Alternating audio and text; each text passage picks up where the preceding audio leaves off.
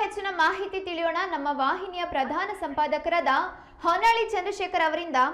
ಹೊನ್ನಾಳಿ ಚಂದ್ರಶೇಖರ್ ಅವರೇ, supreme court ಮಹತ್ವದ ಆದೇಶವನ್ನ ನೀಡಿದೆ.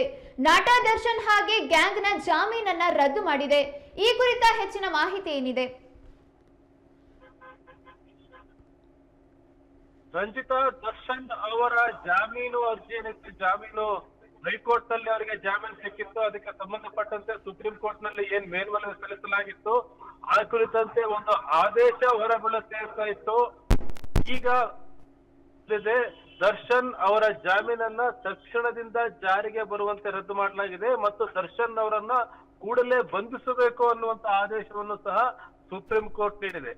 ಮತ್ತೊಂದು ಬಹಳ ಪ್ರಮುಖವಾದ ಅಂಶ ಜಾಮೀನಲ್ಲಿ ಇರೋದು ಅಂತಂದ್ರೆ, ದರ್ಶನ್ ಅವರಿಗೆ ಈ ಹಿಂದೆ ಏನು ಬೆಂಗಳೂರಿನ ಪರಪ್ಪನ ಅಗ್ರಹಾರದಲ್ಲಿ ರಾಜಾತಿಥ್ಯವನ್ನ ಕೊಡ್ಲಾಗ್ತಿತ್ತು ಅಂತಕ್ಕಂತ ಒಂದು ಆರೋಪಗಳಿತ್ತು. ಈಗ ಸುಪ್ರೀಂ ಕೋರ್ಟ್ ಅದನ್ನು ಸಹ ಮೆನ್ಷನ್ ಮಾಡಿ ಹೇಳಿದೆ, ದರ್ಶನ್ ಅವರಿಗೆ ರಾಜಾತಿಥ್ಯವನ್ನು ಕೊಡಬಾರ್ದು, ಸಾಮಾನ್ಯ ಕೈದಿಯಂತೆ ಅವರು ಇರಬೇಕು ಅಂತ ಹೇಳಿ.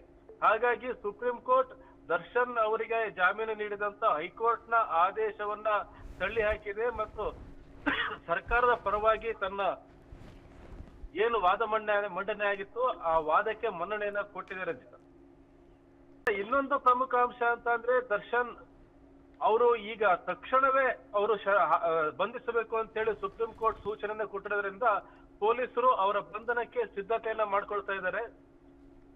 ಈಗ ದರ್ಶನ್ ಅವರು ಈಗ ಎರಡು ಸಾಧ್ಯತೆ ಇದೆ. ಒಂದು, ದರ್ಶನ್ ಅವರು ಪೊಲೀಸರು ಅವರನ್ನ ಬಂಧಿಸ್ಬೇಕು, ಒಂದು ಸಾಧ್ಯತೆ ಪೊಲೀಸರು ಅವರನ್ನ ಬಂಧಿಸ್ಬೇಕು. ಇನ್ನೊಂದು ಸಾಧ್ಯತೆ ಇರ್ತಕ್ಕಂಥದ್ದು, ದರ್ಶನ್ ಅವರು ನ್ಯಾಯಾಲಯಕ್ಕೆ ಬಂದು ಶರಣಾಗಬಹುದು. ಆದ್ರೆ ಯಾವ ದಾರಿಯನ್ನ ದರ್ಶನ್ ಅವರು ಆಯ್ಕೆ ಮಾಡ್ಕೊತಾರೆ ಅಂತ ನೋಡ್ಬೇಕಾಗಿದೆ. ಯಾಕಂದ್ರೆ ದರ್ಶನ್ ಅವರು ಜೈಲಿಗೆ ಹೋಗೋದು ಈಗ ಖಚಿತವಾಗಿದೆ. ಈಗ ಅವರು ಜೈಲಿಗೆ ಹೇಗೆ ಶರಣಾಗ್ತಾರ ಅಥವಾ ಪೊಲೀಸರು ಬಂಧನ ಆಗುವವರೆಗೂ ಅವ್ರು ಇರ್ತಾರೆ ಅಂತ ನೋಡ್ಬೇಕು. ಈಗಿರ್ತಕ್ಕಂಥ ಮಾಹಿತಿಯಂತೆ ದರ್ಶನ್ ಅವರು ಡೆವಿಲ್ ಸಿನಿಮಾದ ಆ ಹಾಡಿನ ಪ್ರಮೋಷನ್ ನಲ್ಲಿ ಅವರು ತೊಡಸ್ಕೊಂಡಿದ್ದಾರೆ, ನಿರತರಾಗಿದ್ದಾರೆ ಅಂತಕ್ಕಂಥ ಮಾಹಿತಿ ಇದೆ.